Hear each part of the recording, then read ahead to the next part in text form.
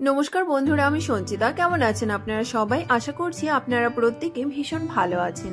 আজ আমি ডিনারে রুটি বা পরোটার সঙ্গে খাওয়ার জন্য ডিম আর টমেটো দিয়ে তৈরি একটি ভুর্জি রেসিপি শেয়ার করছি। হাতে অল্প সময় থাকলে চটজলদি এই রেসিপিটি তৈরি করে নিতে পারবেন। 5 মিনিটের মধ্যেই এই ভুর্জি রেসিপিটি তৈরি হয়ে যায় আর খেতেও হয় দুর্দান্ত।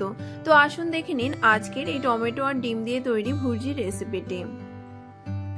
প্রথমে আমি এখানে নিয়েছি 6টি ছোট সাইজের টমেটোকে ছোট ছোট টুকরো করে কেটে, আর এখানে নিয়েছি একটি বড় সাইজের পেঁয়াজ কুচি, আর নিয়েছি 3 থেকে 4টি কাঁচা লঙ্কা কুচি আর 2টো ডিম।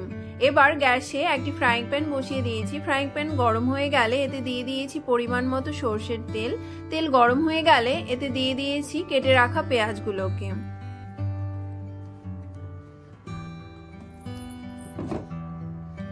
এবার এই পেঁয়াজগুলোকে হালকা ভেজে নিতে হবে। পেঁয়াজগুলো যখন হালকা নরম হয়ে আসবে তখন কেটে রাখা টমেটোগুলোকে এই পেঁয়াজের ওপরে দিয়ে দিয়েছি।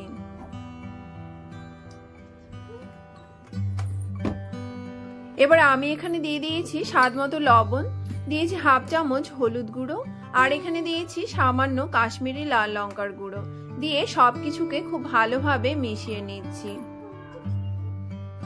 গ্যাসের ফ্লেমকে বাড়িয়ে কিছুক্ষণ সবকিছুকে ভেজে নিতে হবে। সবকিছু যখন নরম হয়ে আসবে তখন কুচি করে কেটে রাখা কাঁচা পাকা লঙ্কাগুলোকে এই টমেটোর ওপরে দিয়ে দিয়েছি, আর সবকিছুকে আবারও খুব ভালোভাবে মিশিয়ে আরো কিছুক্ষণ ভেজে নিতে হবে।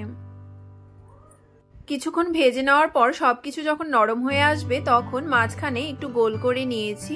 এবার 2টো ডিমকে এই মাঝখানে ভেঙে দিয়ে দিয়েছি।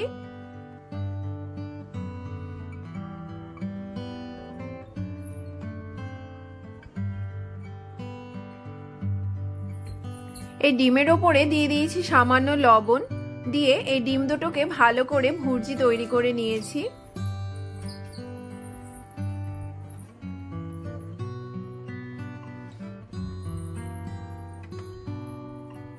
এবারে ডিম আর টমেটো দুটোকেই একসঙ্গে খুব ভালোভাবে মিশিয়ে নিতে হবে।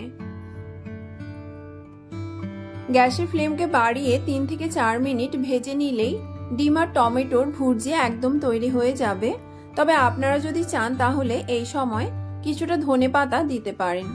আমি এখানে দিয়েছি সামান্য গরম মশলার গুঁড়ো, দিয়ে সবকিছুকে ভালোভাবে মিশিয়ে কিছুক্ষণ ভেজে নিলেই ডিমের ভুর্জি একদম তৈরি হয়ে যাবে।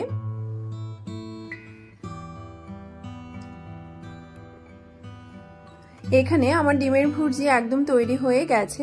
আমি এবার এই ডিমের ভুর্জিকে একটি প্লেটে সার্ভ করে নিয়েছি।